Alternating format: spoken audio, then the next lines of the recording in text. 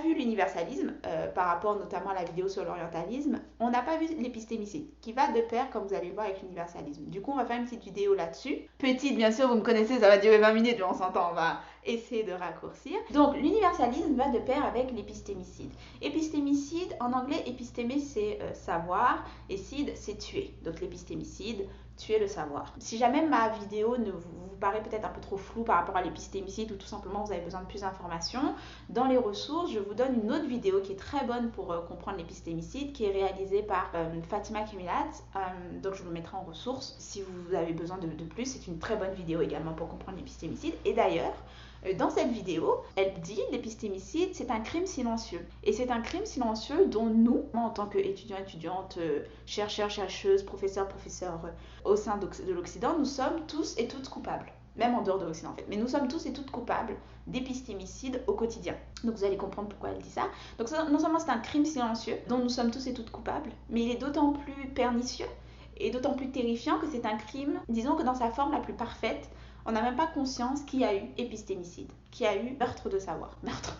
C'est parce que je ne pouvais pas dire tuer de savoir. Donc, et tuage m'est venu en tête, tout ça ne veut rien dire. Donc, je dis meurtre de savoir. Très, très dramatique. Épistémicide, c'est une notion qui, notamment, va être mise en avant par un sociologue portugais du nom de Boaventura do Sousa Santos, chercheur donc dit du Sud, et cette notion de Sud est très importante également pour comprendre l'universalisme et l'épistémicide. Donc c'est toute la construction, encore une fois construction de catégories, parce que comme on l'a vu dans nos vidéos précédentes, il n'y a rien de naturel, toute histoire de construction. Donc on construit cette fameuse catégorie Nord-Sud qui est pas si fixe et rigide que ce que l'on pense. Au sein des pays dits du Nord, au sein des territoires dits du Nord, il y a des territoires et il y a des populations qui sont construites comme du Sud, au sein des territoires du Nord. Donc on pourra en revenir, mais essayez de toujours avoir une approche quand même assez fluide des catégories pour éviter de tomber dans quelque chose de rigide qui ne correspond pas en fait à la multiplicité des systèmes d'oppression et surtout à la multiplicité des situations, des rapports de pouvoir, encore une fois lien avec ce qu'on a vu par exemple sur la vidéo de l'intersectionnalité. Épistémicide,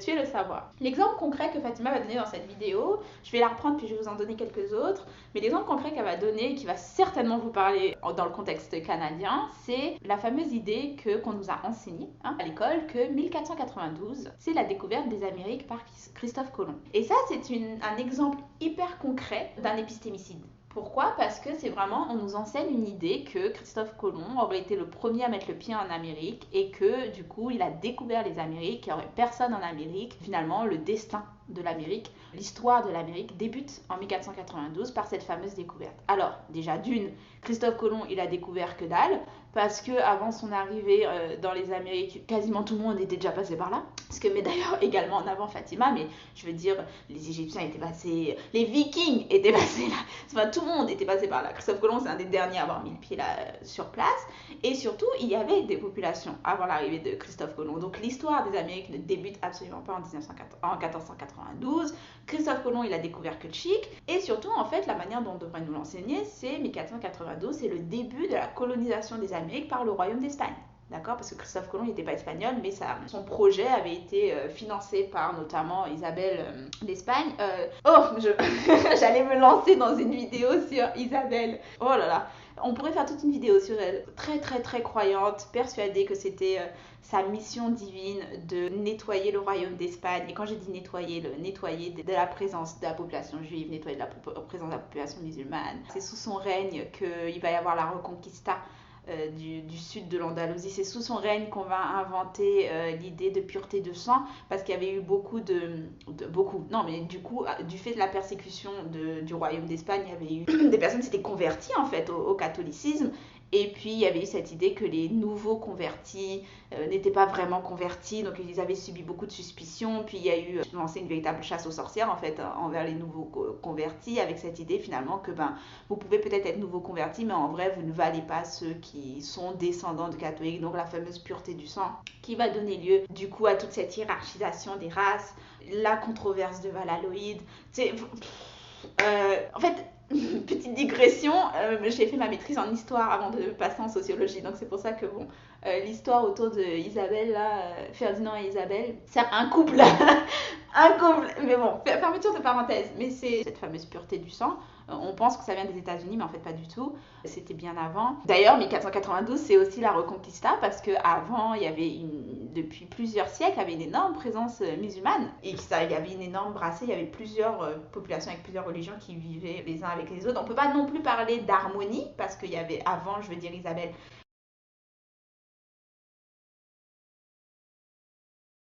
parce que bon bah ils se mélangeaient pas vraiment, il y avait quand même des cas de rébellion, de bon, c'était pas l'harmonie, mais il y avait une multiplicité en fait de populations, une multiplicité de religions sur un même territoire. Et puis la Reconquista va changer énormément de choses, ben, ça va shaper l'Europe telle qu'on le connaît actuellement.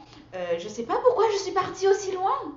Et donc 1492, cet enseignement que ce serait la découverte des Amériques, c'est une forme d'épistémicide. Parce qu'il y avait des populations avant, Christophe Colomb n'a rien découvert, etc. Mais c'est un enseignement suffisamment fort qu'il a été répandu très très longtemps à travers le milieu de l'enseignement, qui va mener également, entre autres, qui a participé à ce mythe que que la colonisation apporte la civilisation, comme si avant en fait l'entreprise coloniale, il n'y avait strictement rien, et puis l'entreprise coloniale va permettre d'apporter une forme de civilisation. Et du coup, ça permet de mentionner d'autres types d'épistémicides. En plus, nous sommes en février, c'est Black History Month. C'est parfait de parler de mythes de colonisation, civilisation et d'épistémicide pendant le Black History Month, parce qu'une autre forme d'épistémicide qui est très présente dans le milieu de l'enseignement, notamment, c'est cette idée qu'avant l'arrivée de l'Europe sur le continent africain, il n'y avait strictement rien. On a découvert les Noirs avec l'esclavage, et puis l'histoire de l'Afrique a commencé à ce moment-là. Et ça, c'est un mythe très très pernicieux, parce que c'est vraiment, je n'ai quasiment jamais vu un enseignement sur l'histoire des nations avant l'arrivée de la colonisation européenne. Donc, c'est-à-dire que vous demandez quasiment à n'importe quel étudiant ou étudiante lambda ce qu'il sait des empires qui existaient avant l'arrivée de l'Europe dans l'Afrique. Voilà.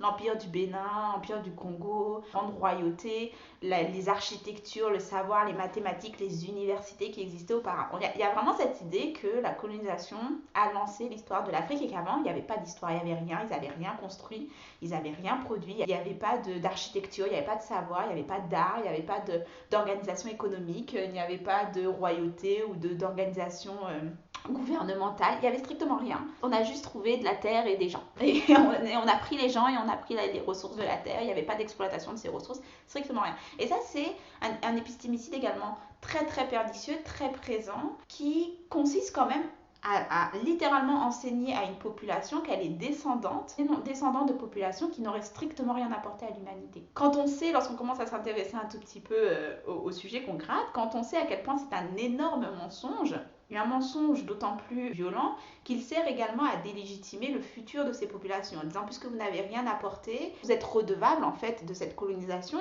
Certes, il y a eu l'esclavage, certes, on a colonisé et pillé vos terres, mais bon, au moins, on vous a apporté les routes et on vous a apporté la civilisation. Donc ça, c'est littéralement quelque chose qui avait été proposé dans l'enseignement en France. Il y avait eu des manifestations pour ça, parce qu'on disait dans les manuels d'histoire que oui, la colonisation, c'est pas bien, mais au moins, ça a apporté la civilisation. Au moins, tu sais, après, il y a eu des routes. Donc ça c'est très violent, c'est très pernicieux, c'est un exemple d'épistémicide, d'accord c'est un exemple concret de la manière dont on tue et délégitimise, décrédibilise des savoirs ou on détruit. Parce qu'il faut savoir qu'au moment où il y a eu cette fameuse expansion coloniale européenne, lorsqu'ils ne parvenaient pas à mettre la main sur les villes ou les empires, parce qu'il y avait résistance, il y a eu d'énormes guerres pour repousser les Occidentaux, ils détruisaient. Et ils détruisaient feu et pillage. Donc vous imaginez qu'on a pu perdre la production de documents qu'on a perdu. C'est pour ça qu'on parle également, lorsqu'on dit épistémicide, on parle de crime contre l'humanité. D'accord. C'est de plus en plus quelque chose qu'on met de l'avant, de dire on a quand même détruit énormément sous la colonisation. On a pillé, et pour vous donner une petite idée de pillage, parce que Lorsqu'on parle colonisation et notamment lorsqu'on parle de l'esclavage, bien sûr, on pense à la traite négrière, donc on pense à la population qui a été enlevée et déplacée de force. Mais ce qui va aller de pair avec ça, c'est qu'il va y avoir un énorme pillage des ressources et notamment un énorme pillage des productions, que ce soit les objets manuels de quotidien, que d'art, également des animaux. Donc il faut savoir par exemple que les colons vont absolument tout rafler. D'accord, lorsqu'ils passent avec les explorateurs, avec les anthropologues, etc., ils raflent absolument tout ce qu'ils peuvent trouver. Ce qui fait qu'actuellement, 90% du patrimoine africain se trouve dans les musées d'Europe. 90% du patrimoine d'un continent tout entier est en dehors du continent. Il se trouve dans les musées européens. D'où bien sûr la question extrêmement brûlante de la restitution des œuvres d'art. Et c'est pas seulement des œuvres d'art, ça qui est important, parce que souvent lorsqu'on parle de restitution, on a tendance à se focuser sur les œuvres d'art. Quand on parle de 90% du patrimoine, ça veut dire œuvres d'art, mais également objets usuels, objets du quotidien. Ça veut dire également objets de rite, objets de religieux, objets de tradition. Ça va être également des animaux. Donc il y a eu des centaines de millions d'animaux qui vont être empaillés, chassés puis empaillés. Donc on fait rarement le lien entre colonisation et désastre écologique. Et pourtant la colonisation est un désastre, un fléau écologique parce qu'il y a eu destruction de faune et flore systématique pour imposer un certain système agricole, pour piller des ressources qui sont ensuite, et toujours d'actualité, qui sont ensuite envoyées en Occident pour les Occidentaux tout simplement. Donc on parle vraiment d'un désastre écologique. Un exemple concret, ça va être par exemple le musée il faut savoir que Léopold II, le deuxième roi des Belges, possédait le Congo. C'était pas la possession du royaume, c'était sa possession personnelle. À lui, le monsieur, Léopold II, possédait le Congo. Parce qu'il possédait le Congo, il va y avoir le Congo va littéralement être complètement pillé, on va rafler, comme je vous dis, un objet usuel, œuvres d'art, etc.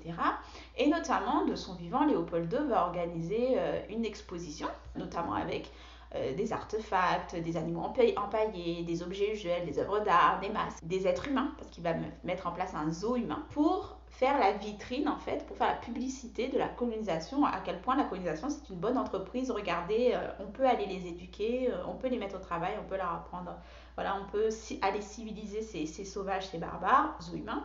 Et en plus, regardez le type de ressources qu'on peut extraire du Congo. Donc c'est une entreprise financière qui rapporte, donc on devrait soutenir la colonisation. Donc c'est intéressant de voir également comment l'histoire des musées va être beaucoup liée à la colonisation, beaucoup liée aux sciences racialistes, l'exposition d'êtres humains pour prouver la supériorité des occidentaux blancs et blanches par rapport aux étrangers, aux autres, et on peut aller les éduquer, on peut aller leur apprendre les saintes écritures, etc., etc. Controverse de Valaloïde, on est dans les racines totales. Du coup, exposition, vitrine de l'entreprise coloniale pour attirer plus de bailleurs aussi également, et pour attirer le support de la population.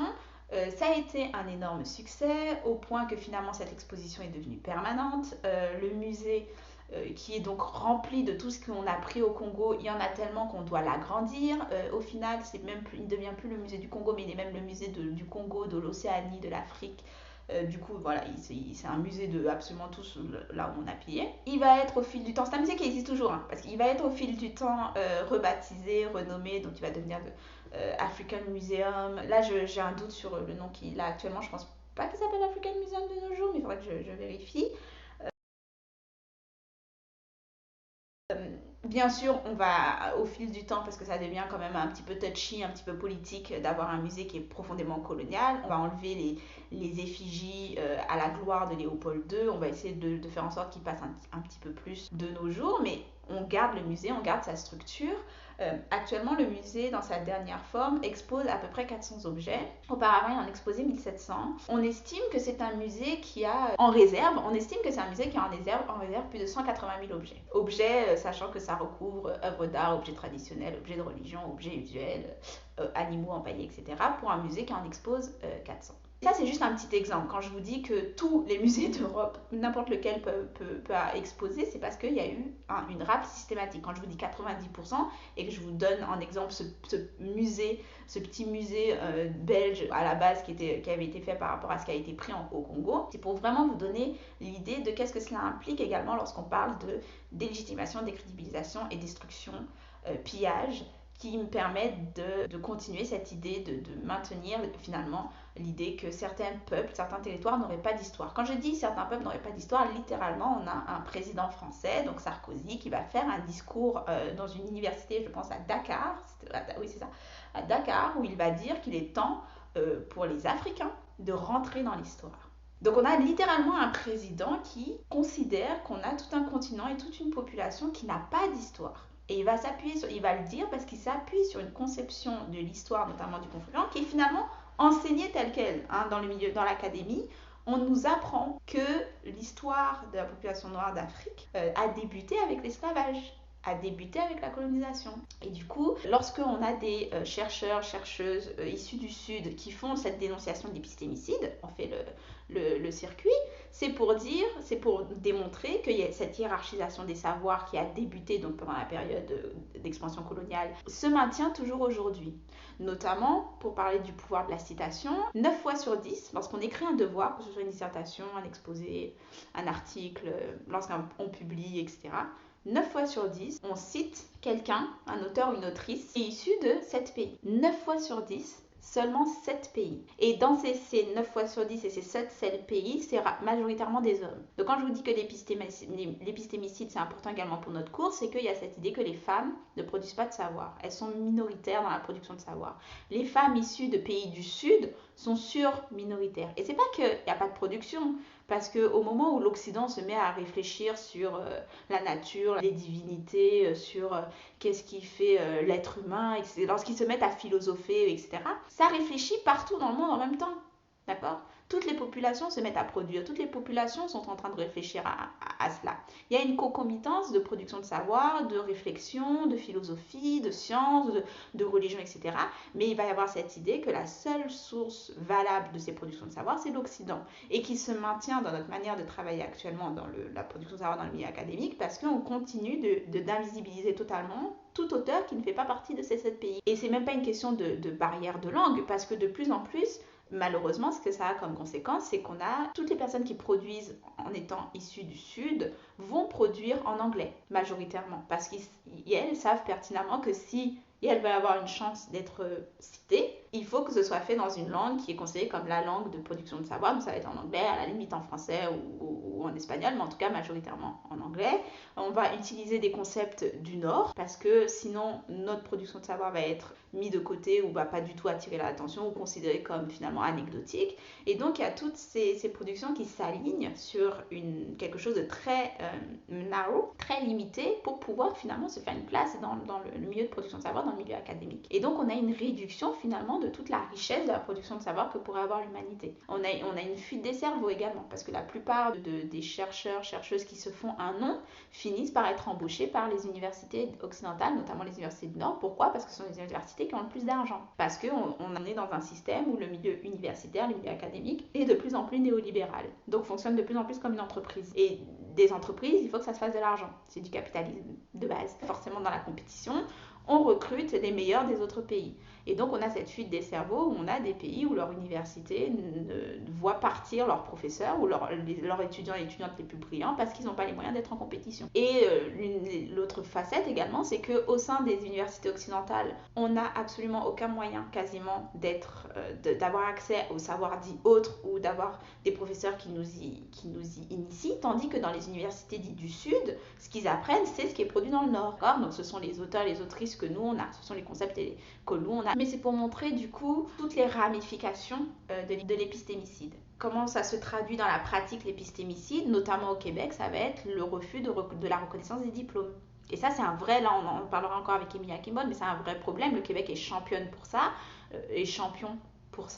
de refuser systématiquement de reconnaître la validité des diplômes d'autres pays. Et donc, vous avez des personnes qui arrivent en étant ingénieurs, en étant chirurgiens, et en ayant fait toutes leurs études, qui arrivent ici, et on considère que leur étude n'a aucune valeur. Pourquoi ? Parce que c'est pas occidental.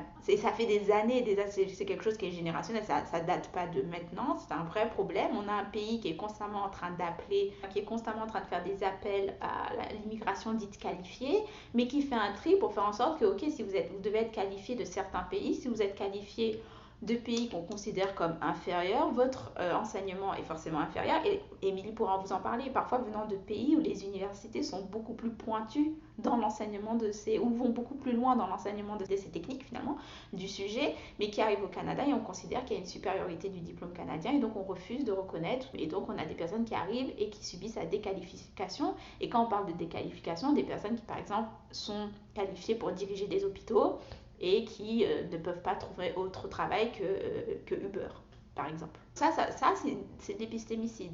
Pour comprendre ce qui se passe avec le refus de reconnaître la validité de certains diplômes, il faut comprendre la hiérarchisation et la géopolitique des connaissances. C'est vraiment important. Je coupe là-dessus, mais voilà, c'était important pour moi de revenir sur la notion d'épistémicide. Voilà, c'est très pernicieux parce que c'est présent dans énormément de... Tu m'as fait peur! C'est présent dans énormément de discours. Je vais conclure là-dessus et faire votre deuxième vidéo. Bye!